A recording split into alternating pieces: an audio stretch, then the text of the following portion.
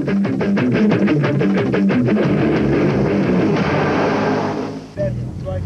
name's Toby Moody, and this is Tommy Mäkinen. He was the leader after the first day's 8 stages in his Mitsubishi Lancer Evo 5. Piero Liatti was second overall, just 3.7 seconds behind the Finnish driver. And teammate to Piero Liatti, of course, Colin McRae, well, he had a bad day yesterday, saw him drop down to 9th position overall, 1 minute and 12 seconds behind the leader after a puncture here on stage 3 set him back. Wasn't really helped when the mousse didn't expand inside that front Pirelli.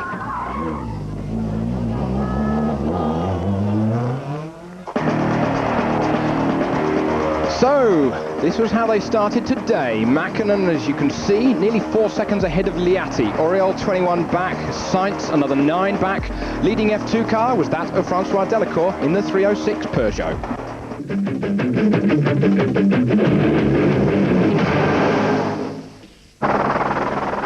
469 miles today, 107 of which were in the stages. Didier Auriol in the German TTE-run Toyota Corolla, he started well today, but 7 kilometers into stage 11, he got a corner with a rock on the inside, and that threw the car over to the right-hand side of the road, and that wheel was left hanging by a thread with no drive shaft attached. Didier Auriol, 3-time winner of this event, 2 times of which, of course, in the great clean sweep in the late 80s and the early 90s by the Lancia Integrale Group A cars. As you can see, the car was going no further in stage 11. He later admitted that it was his fault for not listening to his own notes. They fully warned him of the risk inside the right-hand corner. Dans le droite, j'ai une droite corde. Inside the right-hand corner, I got too close, ditch hooking. There was a big stone, and I had probably not seen it before. We hit it, and it sent us over to the left. We also hit then the wall. It broke the suspension off. He could only watch then as the field sped by before he took a helicopter of one of the FIA technical delegation, Jacques Berger. Auriol out of the rally. In the Evo 5 Mitsubishi, overnight leader Tommy Mäkinen was 5th fastest on the opener today, where the surface was very slippery.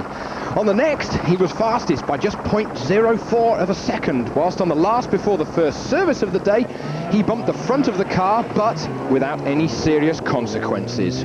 Tommy Mäkinen, last year, Mäkinen was 3rd overall by the time they finished the rally, but he was just 12 seconds behind the eventual winner last year, Colin McRae. He's on a roll this year.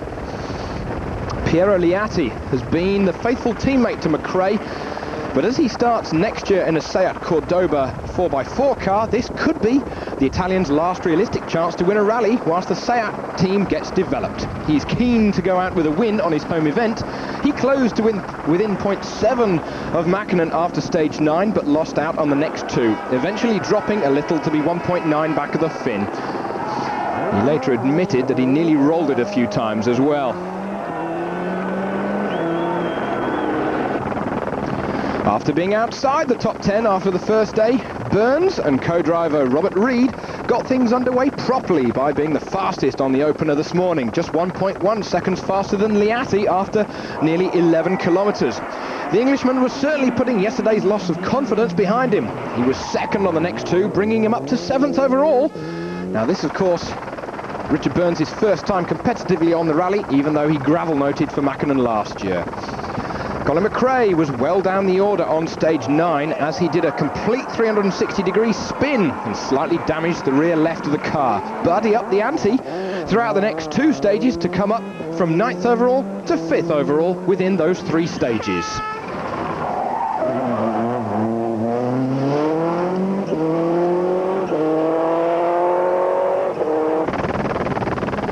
Here on stages 9, 10 and 11, Carlos Sainz was 6th, 4th and 4th respectively.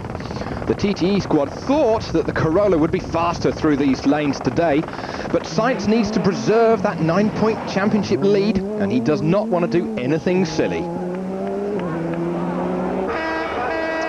Bruno Thierry was beset with under and oversteer problems yesterday, but he now reckons that his Escort is handling a lot better.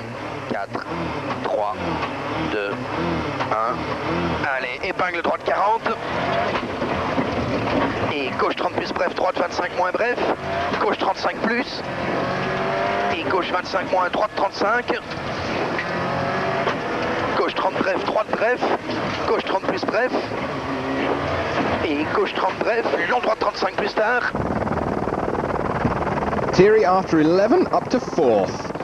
The F2 cars have not been as close to the front as what we saw in Catalonia and Corsica, but Delacour was still easily in command of the 2-litre category, 18 seconds ahead of the sister 306 of the Panizzi brothers, who were 2 seconds ahead of the Bigowski-Siltron. No problems so far, except last stage I hit the stone quite hard for this wheel right front, and I think we had to puncture. Il feeling è sicuramente molto My diverso. feeling with the car has changed a lot since yesterday. The roads are very different, wetter, narrow and a lot slippery. Yeah. It's very easy to make a mistake. We try, however, to do the best, but we have to be careful because you can only make one mistake and your rally can be over. Quello che troviamo sulle prove speciali, perché ripeto sono molto brutte.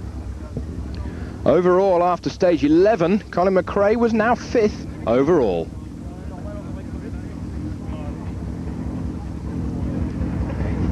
The times in the last two stages were quite good, but we're not pulling anything back, only a couple of seconds. So is that the title?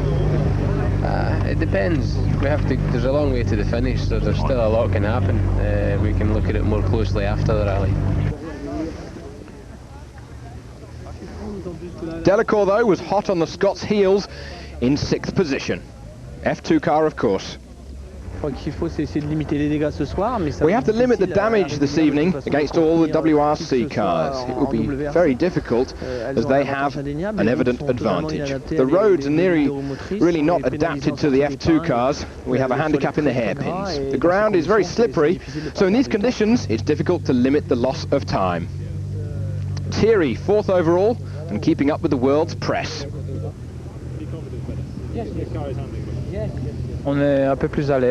It's a little bit better, he said. We changed a few things, but not too many. We pulled the front of the car down a little, and now the steering is a lot more precise, and I'm a lot more confident.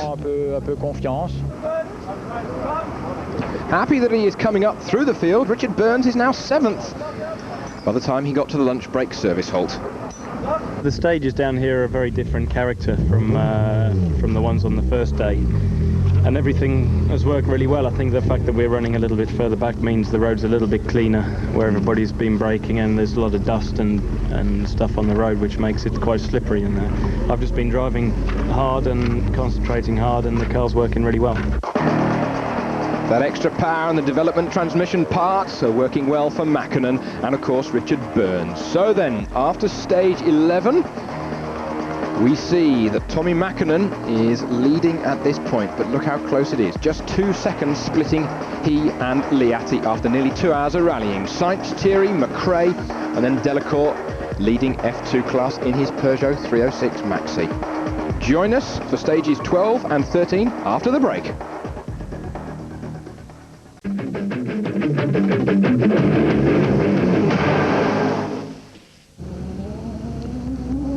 Into stages 12 and 13, Tommy Mäkinen came out of them after one of the highlight drives of the year. He extended his lead from 1.9 to 14.4 seconds in just those 2 tests. He really is going very, very well indeed, and to put 7.5 seconds into Colin McRae on tarmac is very impressive. Note here the replicated rev counter in front of the co-driver, Risto Manison-Mäki, with the gear selected being the large digit.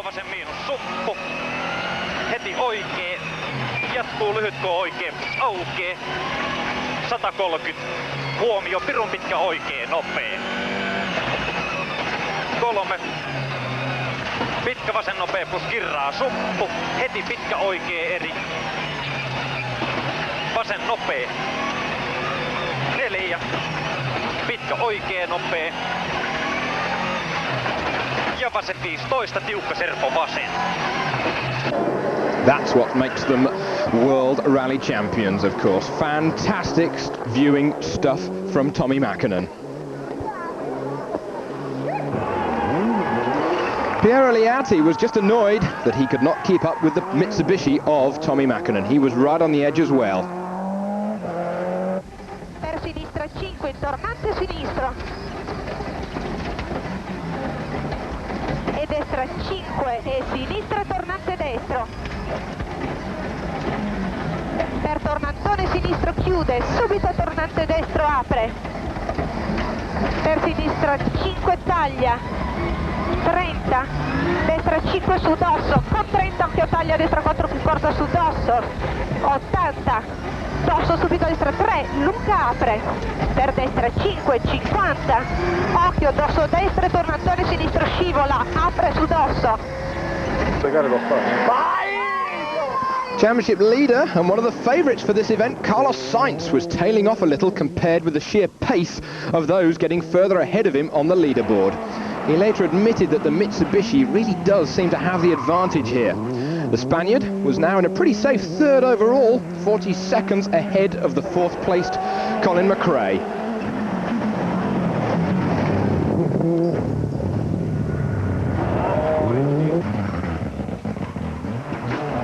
The Ford Escort of Bruno Thierry went off the road into a ditch on, and unlucky for him, stage 13. It lost time that dropped him from 4th down to 8th position overall, but he was soon to get that time back on the next one after this.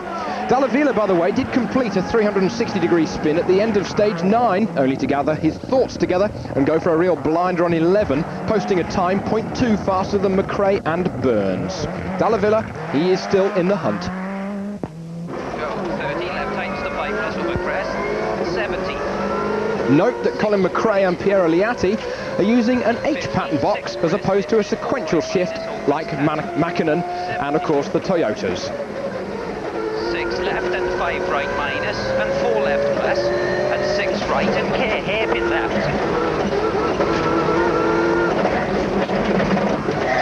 56 right, 30, 6 right and 4 left and 3 right minus opens and 3 left plus into right tightens to 1,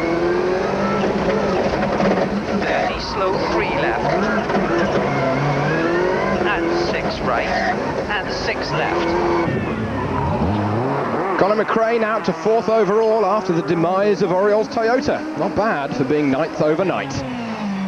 Some of the F2 drivers were saying that the roads were too dirty in places to enable them to really get the power down. But Gilles Panizzi was very happy to score his first fastest time of the rally for himself and the Peugeot concern. The F2 cars were not interloping their way in amongst the four-wheel drive WRC cars like they did in Catalonia and Corsica.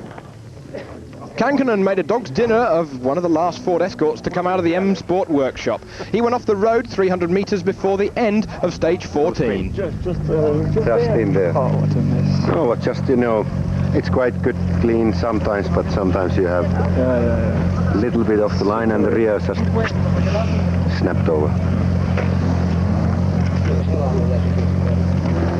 With no service after these pictures were taken, and a long road section, he was out of the rally. As Mäkinen left service, came into service, he was now 14.4 seconds in the lead. Of course I try to do my best on this last stage, because I noticed that it's very difficult stage, and I knew that if I manage to do it well I can make a good time, because in this kind of condition I'm normally quite good. Now, as Mäkinen leaves service, Burns, his teammate, thought that the roads were working to his advantage in the similar Evo 5 car.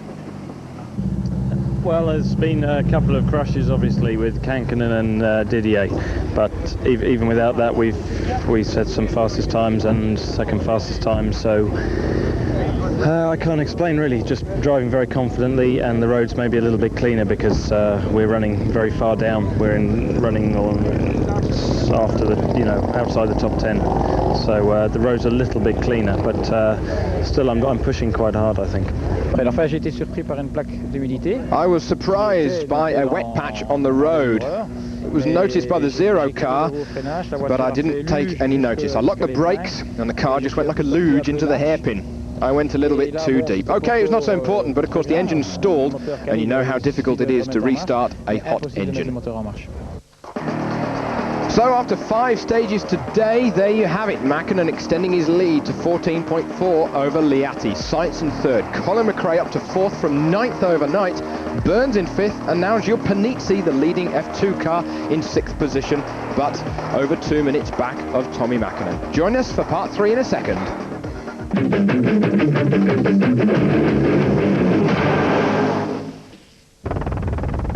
Mäkinen here on stage 15, spun here, but he still set the fastest time on the last 3 stages of the day. He is therefore the leader overall after the 2nd day here in San Remo. To just snap oversteer and we spun, that's it. And it was so narrow place, it was very difficult to... Meanwhile, the pace right at the front was too much for Liatti on home ground, going for the win. He is now 28 seconds behind Tommi Mäkinen this evening.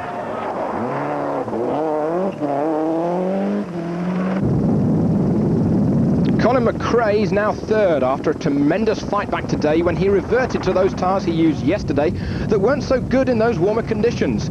But just remember that Piero Liatti could be asked to hold back for Colin McRae, similar to what happened last year. Just look at the people out there on the stages. Italy out in force, and who can blame them with what they have got on view.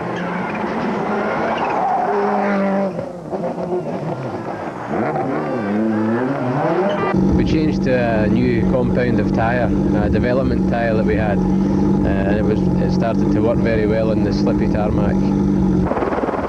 Carlos Sainz got through the day all in one piece.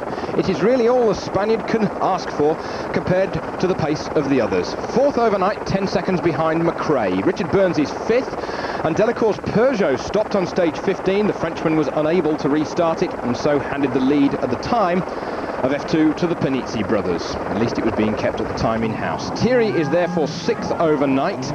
Martin Rowe and Tapio Laukkonen crashed out of F2, so F2 at the end of the day is now Bugalski from Panizzi. 3rd is Magot in the Citroën, and 5th is Mark Higgins in the NME Almira, easily in the target position of being inside the top 6. Good job from the Manxman so far. So at the top of the field, Mäkinen from Liatti still, Colin McRae up to 3rd. Carlos Sainz, Richard Burns and Bruno Thierry bringing up the rear. Not quite as close as last year, but still anything can happen tomorrow.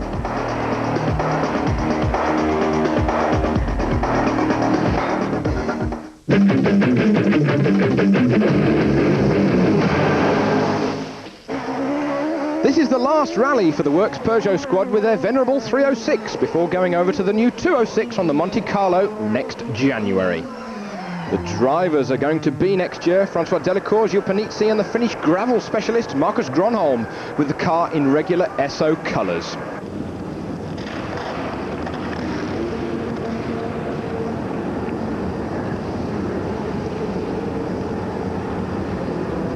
The sport for us is largely an element of enthusiasm, with the possibility to improve our image. The other competitors are there to fight against us with their potential. I hope the best will win, but obviously I hope that it will be Peugeot. The new 206 rally car revealed to the world at the Paris Motor Show last week means new parts in the service vans next time we see the French mechanics in full flow. Many will remember the equally stunning 205 T16 Group B cars during the glory days of the mid-80s. Peugeot will obviously be hoping that the car will do an equal level of sales to that of the 205 counterpart. Timo Salonen and then Juha Kankkunen won the World Championship in 1985 and 1986. I was brought up on these pictures and they just are fantastic. Just revel in them.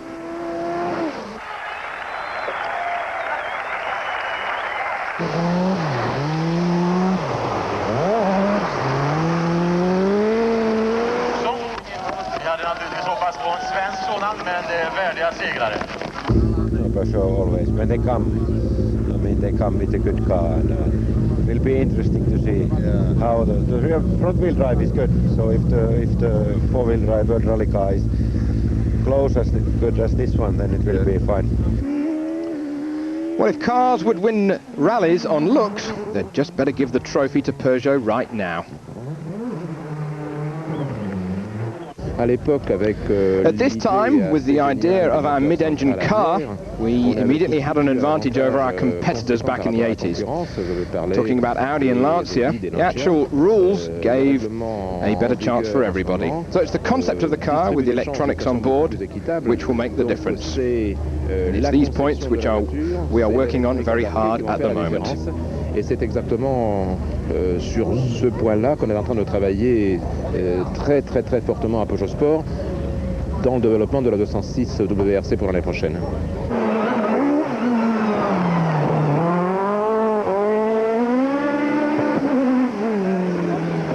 Une nouvelle voiture, une nouvelle mécanique. A new car, new mechanics, new engineering and a new philosophy for the engine and with the turbo that we will have. It'll take me a time to learn to drive the car with the turbo, but I'll be okay. Et ça va aller très facilement. Monte Carlo is the kick-off for the 206 in January. L'aboutissement d'un rêve parce que depuis toujours. It is the outcome of a dream because for a long time I wanted to succeed with Peugeot. Because I've never competed for another team in my career, it is very important for the rest of my career. So the arrival of the WRC is fantastic for me. Well, the 306 will go to bed, but in the early stages of its development it did of course win the F2 World Cup back in 1995. Il ne faut pas se retourner non plus toujours sur le passé c'est une chose, et il faut surtout regarder devant, et regarder devant c'est la 206, c'est une nouvelle voiture, une nouvelle époque, avec je dirais aujourd'hui quand même beaucoup plus de compétiteurs dans ce championnat du monde. Il y a quand même beaucoup plus de marques qu'à l'époque où ils étaient 2-3 à se bagarrer. François Delacour looking forward to the fact that he'll be driving a turbo four-wheel drive car again. Remember that Delacour had a stint at Ford where he did eventually win the Monte Carlo Rally with the four-wheel drive Sierra Sapphire.